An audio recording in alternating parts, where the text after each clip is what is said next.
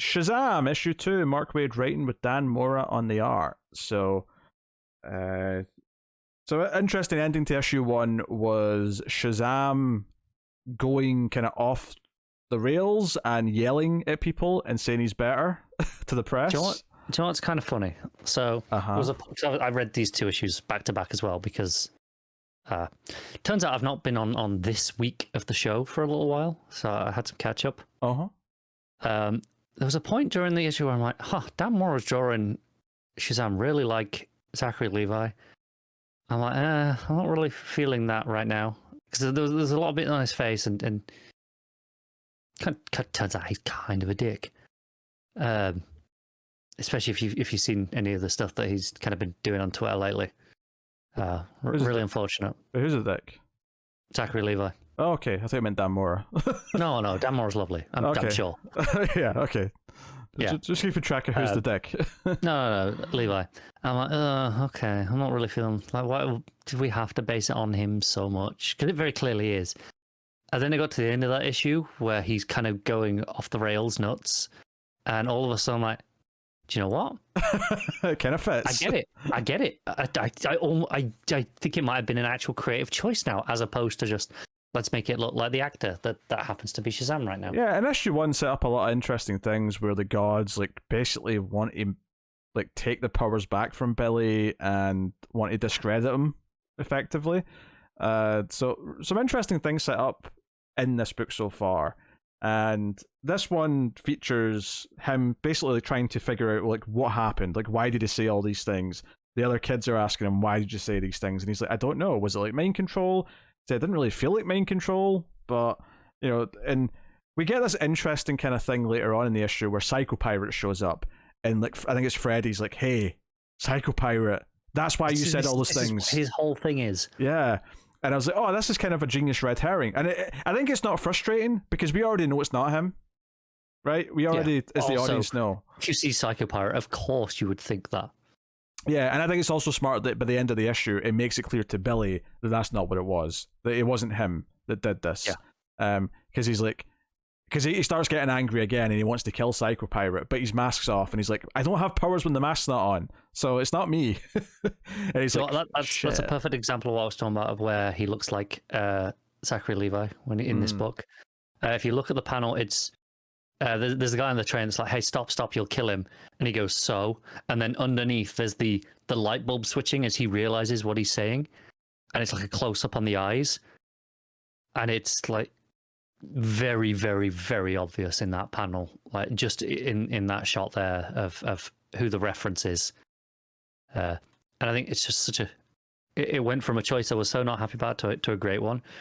And doing it, especially is it being so obvious in these moments where it is these really heightened emotions. Because it's really like, it's quite dark out of nowhere almost. Like it just turns. Oh yeah, and there is that light bulb moment. It's proper evil. I will say that I still think his face is chunky enough, you know, in the classic Captain Marvel way, that I don't necessarily see that much Zachary Levi. I can kind of see what you're saying, but I don't think it's like just completely. It's not all the time. Like I say, I didn't notice it in every panel, but like that one there was a few panels in the first issue specifically that I really noticed it, especially when he's being in a side-on view.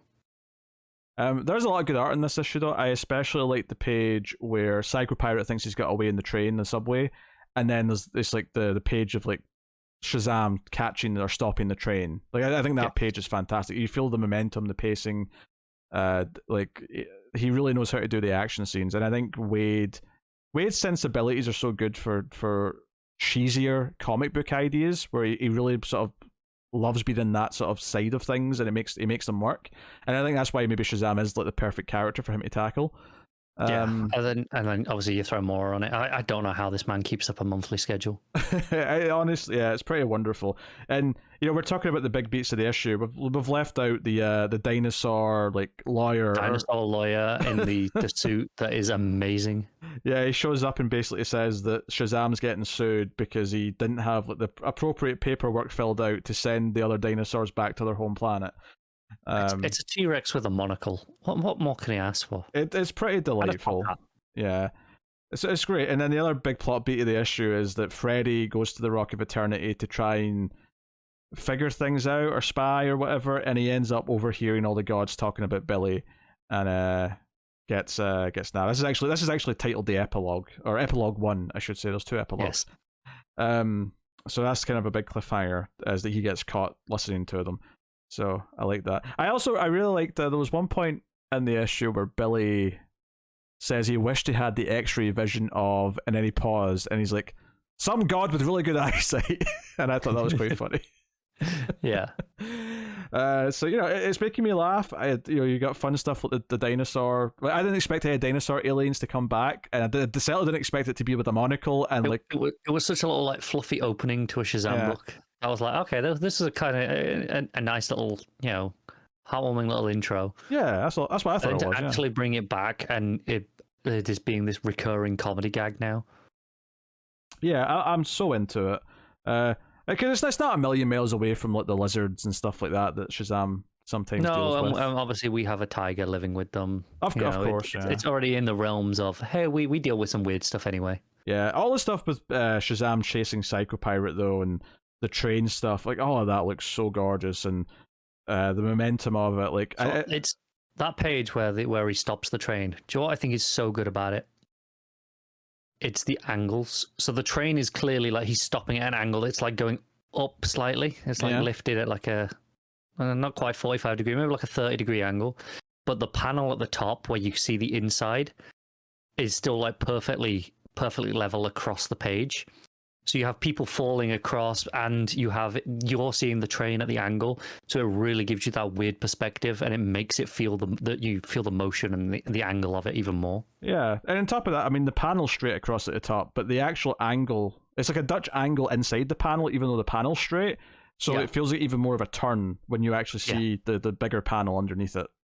Yeah, it's so impressive in terms of just the combination of the layouts and the perspective work. Yeah, it's really simple. Also, I mean, it's been a while since I've seen Psycho Pirate just be a guy who does criminal stuff, but the idea that he wants to steal the Mona Lisa because it's like to do with like feelings and expressions, I thought was a little funny. Perfect. Yeah. So... I'm down to see more low-key Psycho Pirate stuff. It kind of feels like every time you see him, it's like, oh, here we go, end of the world. Well, it's very heavy, yeah. But I loved his stuff in the detective comic story, The Tower. I thought that was... Yeah, but that was it was a bit different where he was being used. Yeah. This here, like when he's running away, like to get away onto the subway, and he's just making them feel all the different things. And it's not like as heavy as before, but I really like the lettering touch of using the red highlight for whenever it's an emotion that he's inflaming. It's like interest, bored, no interest, see, afraid. When he's running through the crowd in the train station section, and he's just telling them all to like hate Shazam or whatever he says, and you all just see their eyes like turning red and looking at him. It reminded me of all things, I was thinking a little bit of the first season of Jessica Jones with Kilgrave, and how he would just make people do things, and it would feel really scary that he'd just make people do anything. And I was like, you know what, you could totally do a Kilgrave style plot with Psycho Pirate at some point and really nail it. Yeah, I think that'd be interesting, because like I say, I'm down to recontextualize Psycho Pirate into still being scary. I'm not saying make him a joke, but bring him back down to earth where it's not like, okay, every time we see him, we're terrified of crisis level events anymore. Yeah, because I don't think he's ever felt silly, but there's always kind of a darkness to him, which I think he can still keep. But yeah, there's maybe more variety to use him for than just worlds will live, worlds will die, so on and so on. And there's a little one-page second epilogue at the end, which is a little tease for it's just Mary coming home and trying to play a video game. And I noticed, I don't want to go too much into this, but I love how when they make fake controllers here, their thing here to just make it clear that this is not copyright infringement or whatever. Buttons on the wrong sides. Yeah, they've put the D-pad on the right, and it just felt weird. I was like, what is this? Some sort of like Mirror Master universe? Like, it's so wrong, and I hate it. But I understand it, but I hate it. Yeah, it's so weird. I get that it's a really simple thing to, and the funny thing is though, as time goes on, they are like, you can tell this is definitely like them adjusting like a PS5 controller, because it's even got the area where the touchpad would go. It's definitely a DualShock, yeah. Yeah, so you can definitely feel like, but they've specifically made the buttons more Nintendo looking, just so that there's it's mixing things even up. with the like the ovals around the buttons to split them into the two groups. But the overall shape definitely looks more DualShock, or DualSense, I should say, these days. But anyway, she falls asleep while she's trying to play a game, and it just says, this is the little tease for like night terrors, is that she's going to have a nightmare. Which I'm sure I'm not down inherently on this specific night terror. It's just I don't want to be reminded that it's a thing. No, I know. But like Mary was so great in that mini, and I think Wade's still writing this one, so like I have no reason to be down about this one specifically. It's fair. Something else I was just noticing. I say I noticed on this last page. It's earlier in the book as well, but it reminded me here. The inclusion of thought bubbles. Mm-hmm. It's such a, again, kind of an old school comic technique now. Like, it's not something you see very often. It's usually now you only see it in terms of like intentional, like referencing like Silver Age things, stuff like that, because we moved to caption boxes. I like this book that it just does it very naturally. It still feels like it's an old school comic in that sense. That's kind of the vibe Waid's been going for. It's a very classic feeling book. As a lot of Waid's things tend to be, let's be fair. But it doesn't feel like it's done like in a cheesy referencing kind of way. It's just this is the aesthetic of the book, and it feels really natural. Yeah, this is like I've loved his World's Finest pretty much, and I've enjoyed some of the other little things that he's done here or there since he came back to DC. But this kind of feels like the match made in heaven for like what he should be doing, and it's only 2 issues so far, but it feels like this is exactly the sort of quality I was expecting, and he's doing things that I couldn't have predicted, which is making it as fun as it is. I think what I like more about this book than World's Finest, and again, I don't think World's Finest is a bad book. I'm enjoying it for the most part. I've been up and down it a little bit compared to you, but overall, good book. I think what I like more about him on Shazam is it's a more natural fit for his tone with that kind of that Silver Agey vibe that he likes, without not necessarily the feeling in terms of how dense or anything like that, but just the tone and that he has. And he can do that with Shazam because it matches that character really naturally, and have it set present day DCU. It doesn't have to be like this, like his World's Finest book is this. Oh, it's this throwback book that's set sometime some years ago. Just don't think about it too hard. It'll all line up. Don't worry about it.